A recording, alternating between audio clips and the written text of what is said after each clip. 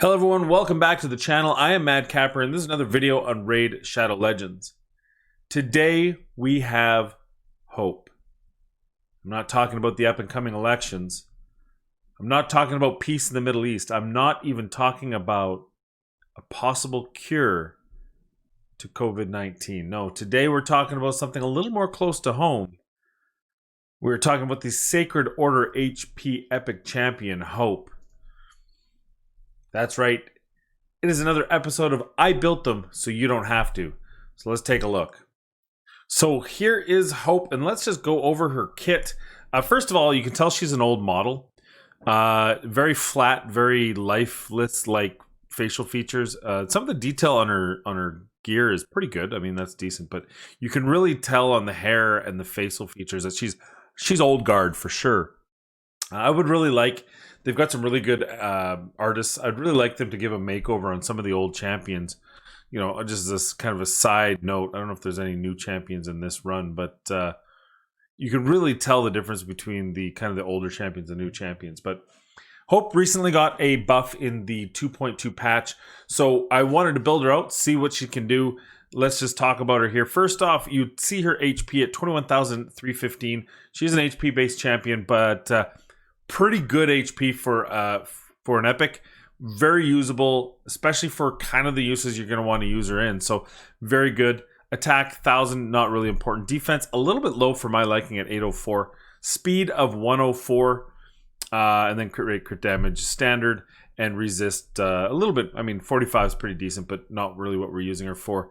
As far as her kit goes, she has an aura for HP and faction crypts by 31%. This is a very good aura for her, especially seeing it goes really well with her kit. And even more so when you use her in faction wars, because you're going to build her out differently, and we'll talk about that in a bit, than what you build her out in the arena. Her A3 attacks all enemies has a 50% bookable to 75% chance of removing all buffs, and that is a 4-turn bookable to 3-turn cooldown. We have her Hearten, which is increases the duration of all buffs on all allies by 1 turn, places a shield buff equal to 25% of this champion's HP on all allies for 2 turns. And then finally, her A1 has a 30% bookable to 50% chance of placing a block buff's debuff for 2 turns. This is the one thing that annoys me is she's an HP champion. Please make her damage based on HP. If you don't want her to do that much damage, that's fine. Lower her multipliers, but an HP champion should based on attack or should be based on HP. A defense champion should be based on defense, an attack champion based on attack, and a support can be based on whatever the fuck you want. But let's class up this joint. So how does Hope work? Well, I tell you what, we're going to be taking her into 2 different directions. The first one is Faction Wars, some pre-recorded content that I did last night. So we'll show you her in Faction Wars built out for Faction Wars. Then we'll take her into an arena with a completely different build. We'll talk about why I vastly changed the builds between the 2 styles. And then we'll recap it as always. So we were building out my team, and now I have a pretty crazy Sacred Order team with 2 Cernics.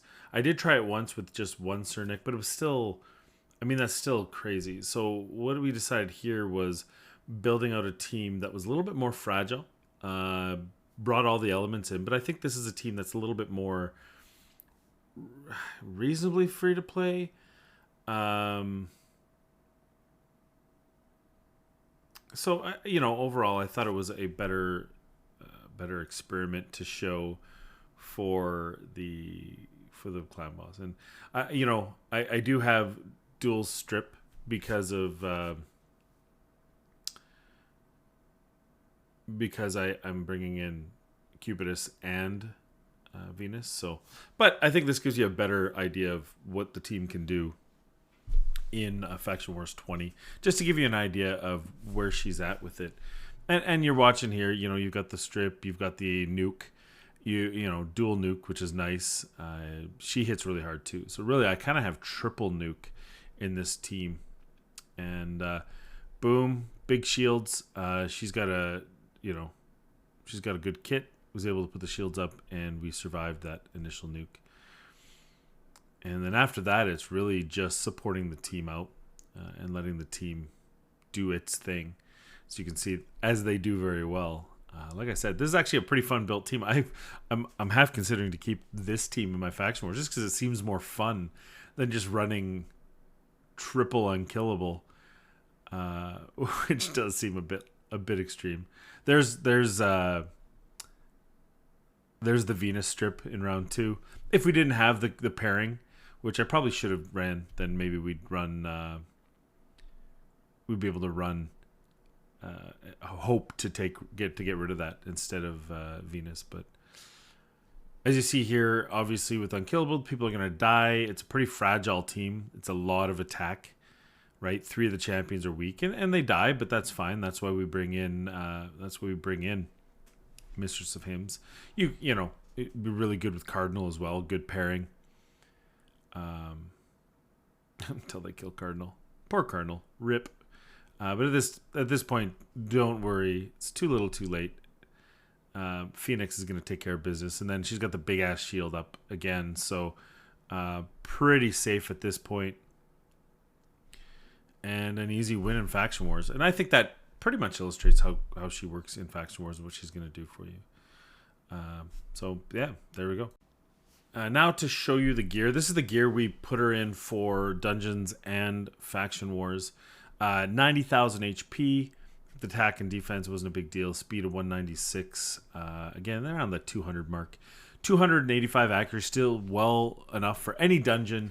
285 is more than enough for any dungeon, even for Clan Boss if we were to bring him into Clan Boss. And you could use her for Clan Boss because she does have that buff extension. Plus, shields would help. I didn't build a team around that. Maybe we'll do a future episode where I build her out for the Clan Boss. But I felt like that's probably not where most people are going to use her. So overall, pretty good stats. Good usability for dungeons. Plenty of HP for that big, thick shield. And yeah, I think she works pretty well for that. So here's a pretty good example of where I think she would be useful in dungeons for an early to mid game. Obviously, I'm not using early to mid game account champions, but the point still holds true is that, you know, this is the type of place that you're going to use. She's going to put up that shield. It's going to give you that survivability. And it doesn't matter. Say you're using Phoenix, say you're using Excruciator. I don't know. Say you're using any of these kind of epic tier champions. They're taking damage. And that was a perfect example there. All the champions hit with Reflect. She was able to remove the debuff at the end. But there was really literally no damage. And that Reflect can actually kill your teammates. The difference between this and the team I ran on my last video with Ethos is merely Draco. So keep in mind that Draco makes the run faster, but the survivability, there's no point here that I'm really worried about dying. And Ethos dies really quickly in those, and this gave him, you know, some more survivability and gave him some extra rounds just because her shield is available.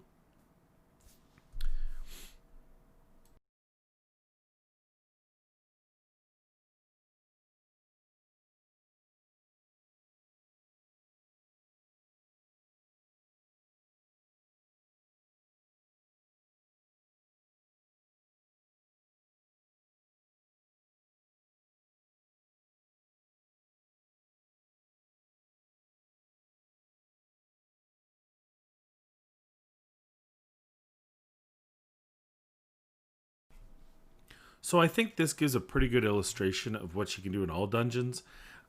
She's just going to make you more survivable. We could definitely, we could definitely show the same thing in Dragon. We could show the same thing in, Minotaur, any of the potion dungeons. If you need that survivability early game, she's going to be there for you. I didn't do all the runs because I felt like it'd just be a repetition showing how she helps you live and remove some of the buffs and stuff, but I think Ice Golem illustrates pretty well. She's not going to be endgame for you, but she's definitely going to be progression and definitely going to be useful for these free-to-play low accounts that need that survivability, especially in the early going. Okay, so here's my hope for the arena. I have her built out differently, and TLDR, I don't have great HP gear with accuracy. I don't know why. I have defense gear with accuracy. I have plethora of it. I have attack gear with accuracy. I have accuracy gear with accuracy. I don't have HP accuracy gear. I just don't. And it's unfortunate because that's really what I would like to use, but we did what we can. So let's take a look at her stats. 45, almost 46,000 HP, 2,100 defense, 1,900 attack. The two big, most important things, because her A3 is her primary skill in the arena, the 260 speed and the 524 debuff accuracy. Ultimately, if you can get this 60, 70, 80k, if you just have that gear, then that's preferable, because then her secondary skill, her A2, would also come into play and come in very handy against a lot of teams. I think that would make her much more usable in the arena than my particular iteration is. It's just unfortunate. I just, for whatever reason, the gears escaped me. And I don't know if I've sold the gear because at the time it didn't seem what I need or what. But when I ran through my gear, to be able to get over 500 accuracy and over 258 speed, I just didn't have the HP. So it was more important for me to get those 2 marks is the point here. Her skills fully booked. Masteries.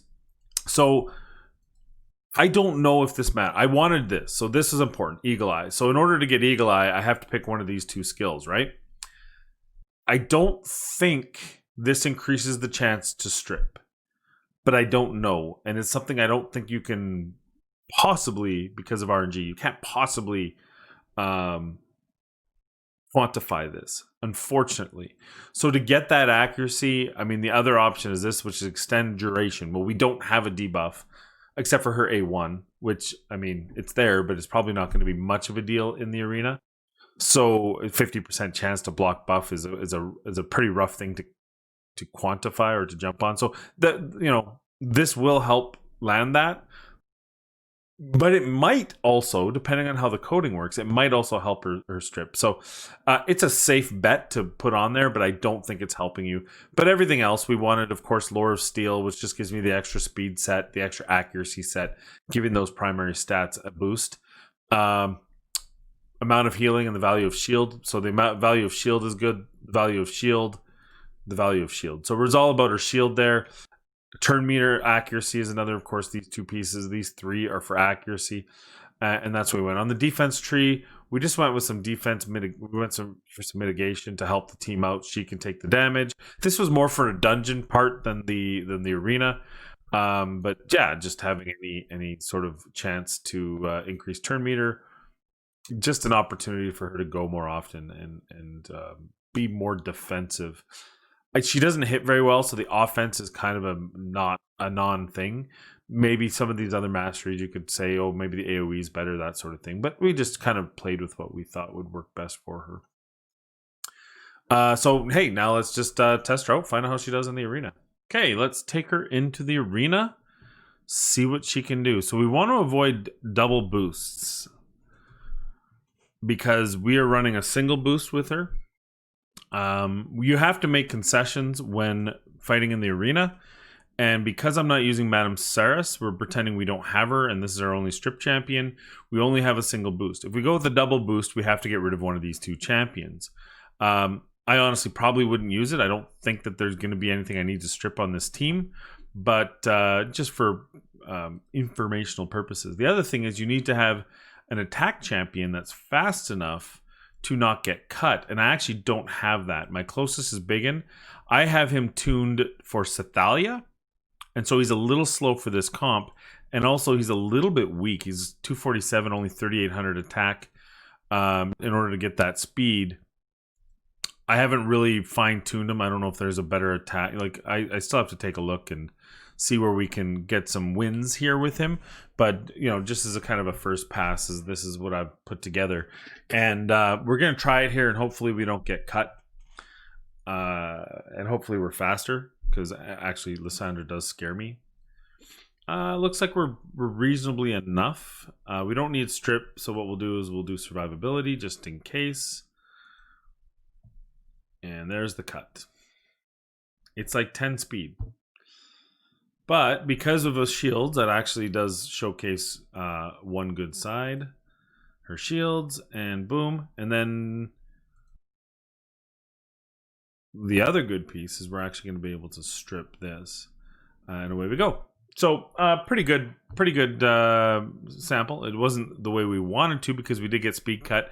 Exactly what I said could happen, did happen. But I know, it worked out. Here's another one.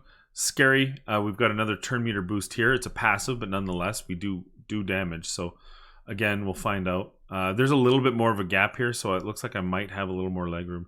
And they're all in shield, so this is an opportunity for you to use her A3 first. She got 3 for 4, and you saw they did cut because of the 10% turn meter boost, but they didn't tune it. So you can actually tune for this 10%. Go to deadwoodjedi.com, use the arena speed calculator. You can actually calculate Molly giving the enemy a 10% boost. As you can see, the 10% boost worked for Arbiter going, but it wasn't enough to cut. And you can figure out those numbers so that that doesn't happen. The unfortunate part of this, and it's, I don't have my best foot forward. I don't have my best champion. So because of that, you can see what's happening here is, even though I got all the opportunity to go through, I'm now in trouble because I wasn't able to use my best damage dealing champion, which is Ethos. I don't have my best gear. So it does make it a little bit longer, but this is kind of what you have to do. And keep in mind that if I was originally going for Molly, I'd probably gear for Molly. So we still won. It was still an overall, but you see it's messy. It's really messy. And I think that pretty much talks about what Hope is in the arena. She is the best of times. She is the worst of times. She is the bringer of hope and the dasher of dreams. That is the best way I can explain Hope, as she is the tale of two cities. She is both great and awful. To put this in perspective, it should be that pulling Hope gives you hope on your account. Consider the fact that she has a buff strip. It is an all buff strip. That is something that only 7 champions in the game have. Prince Kymar, Ray, Cephalia, Venus, Hope, Madame Stress, and Seer. Those are the only champions in the entire game that remove all buffs. It doesn't matter how many there are, they just remove them. And that's what the frustrating part is about Hope. Before we get to that, let's talk about her in dungeons, because this is all irrelevant in dungeons. In dungeons, she's phenomenal. In Faction Wars, she's great. You saw her in her Faction Wars run. She kept the team alive when she needed to, especially on I think it was the end of the first wave. They were able to survive. They were able to get through. Then you had the healer heal them up, and they were able to nuke again. It was a very frail team that I put together. My Mistress of Hymns was built very high damage. Obviously, Phoenix is always a glass cannon. So, you had these champions that don't survive very well. And she was able to keep them alive with her shield, with her abilities, extending buffs. Those sort of things are always great. Strip is amazing. In Faction Wars, there's several areas where you need it. So for that perspective, she's great. In dungeons, Ice Golem, she helped survivability to get through.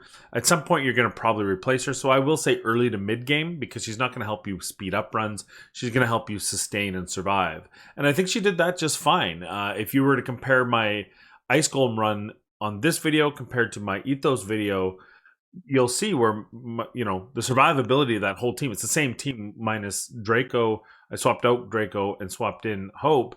And it was safer, right? Now I know with Lord Champfort and Rhodos, I can't lose. They don't die, but it just felt safer and more consistent. And if you don't have the crazy gear, so mid game, easy dungeons, right? I imagine Dragon is also going to be good. You could probably build a comp around her in Spider as well, though obviously Miscreated Monster, Cernic, those are the champions with the better HP or the better shields, but she can do the job if you don't have anyone else. You can make it work, right? You can speed tune her, you can add a weak affinity tank, maybe some block buffs, she can extend those, or maybe you have like a martyr, she can extend the counterattack. There's a bunch of ways she could be helpful in Spiders if you don't have the kind of standard teams.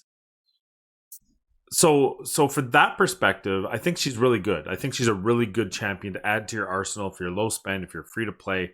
You pull her, you need her in dungeons. She's going to do work for you. She's going to be good.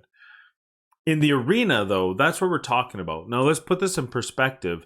We've got Prince Kymar, who strips all buffs and puts the enemy to sleep. You have Ray that strips all enemies and freezes them, 50% chance, or you build her as a nuking champion and she just kills them. You have Cephalia, who has a turn meter boost, as well as on her other abilities, a heal, a block. She's got a ton of other utility, but a turn meter boost along with the strip on her A3.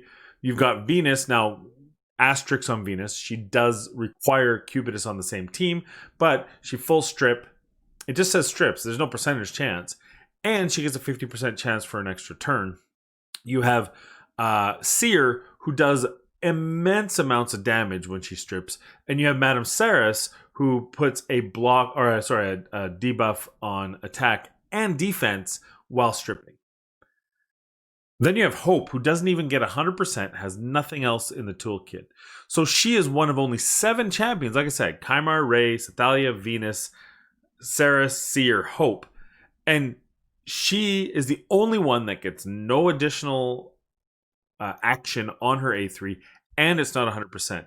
And that's frustrating. And when you already have to make the decision over, and this is what makes Madame Ceres so huge, is because she has the 2 most important things, arguably, that you can have on this on this style of champion. She can remove buffs and she can add debuffs. And a defense down is the difference, right? If I have Madame Ceres, I bring in Ethos and we're done. We're not even talking about it. I don't have to bring in 2 champions. I can bring in 1. If I have a Cephalia, again, we have a turn meter boost. So at least we can re-require. You saw how I was cut probably, I think both matches. I don't remember which battles I ended up including. I did like 30 battles in all over the last 2 days. But I was cut quite often with my Biggin because my Biggin, I couldn't get him to that speed to be able to boost. You saw the difference. It was like 12 speed just from not having Cephalia on the team. No matter which champion you talk about, you're giving away concessions that you shouldn't have to. And so that is my problem with Hope. And that's what brings me no hope, is that, again, if this is the champion you pull for strip, not only are you getting no additional piece, so you have to bring in a debuffer and her, Stagnite would be really good with her, good pairing. Tayrell would be a good pairing. I used Ghostborn. But on top of that, she's not even 100%. So all it takes is missing 1 immunity, 1 shield, and you run the risk of not killing the enemy team. And that's also, in my opinion, very frustrating to build out. Now, my Biggin, I just kind of pieced them together for 3v3 to work with Cephalia. So you could, if you had him in Savage Gear, if you had him in this, but if your auntie had balls, she'd be your uncle, as I like to say. There's a lot of ifs and buts, but I'm just showing you what a typical team, put together team would be when trying to use these champions. So that's my frustration with Hope, is that you've got these, she's the only champion of the strip class, I'm going to call it, that doesn't do anything, including strip, efficiently. So what would I do to change the champion? I think her first iteration of buffs was great. I think the cooldowns, I think the 25%, that all makes her way more viable. But I feel like she needs just a bit more. And there's 2 things that I would say. If you're going to keep this at 75%, make it so it can't be resisted. Now she doesn't need accuracy. Now you can build that high tanky HP speed champion that can remove buffs. Or make this 100%. Those are the 2 options, as far as I'm concerned, to put her in line with the kits of the other 7. Now, granted, some of those are legendaries, but 2 of them aren't. And both Seer and Ceres are way better options than her. And not just a little bit better, way better. I'm not asking you to add some kind of amazing second ability to this, like where she turns into Rotos for 3 turns and kills the enemy or something stupid. I'm just saying make it 100%. How hard is that? Make it 75, bookable to 100, cooldown -1, done. The second thing is, this here, make it unremovable. I think that would be cool. I don't think it's a must, but I think if you make this, have this at 100%, make this so the shield cannot be removed, and then you'd have a caveat, Yannicka, because she uses that 4 damage, it would still allow that, but it wouldn't remove the shield. I think that would be amazing.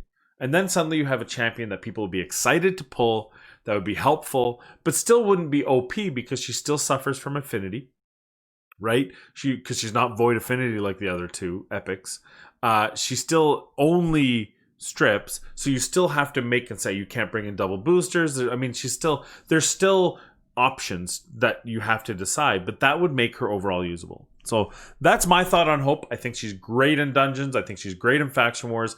I think she really frustrates. She's usable in arena, but she really frustrates. If she's your only strip champion, 100% builder, but if you're looking for an arena option and you already have one of the other stripping champions, I guess the 5 and Venus if you're using Cupidus, then I wouldn't bother building her because I don't think you're going to get the value out of her. So those are my thoughts. It's a soft build, good build for faction wars, great build for faction wars, good build for dungeons, early mid game, and arena. It's highly situational until they kind of give her another round of love.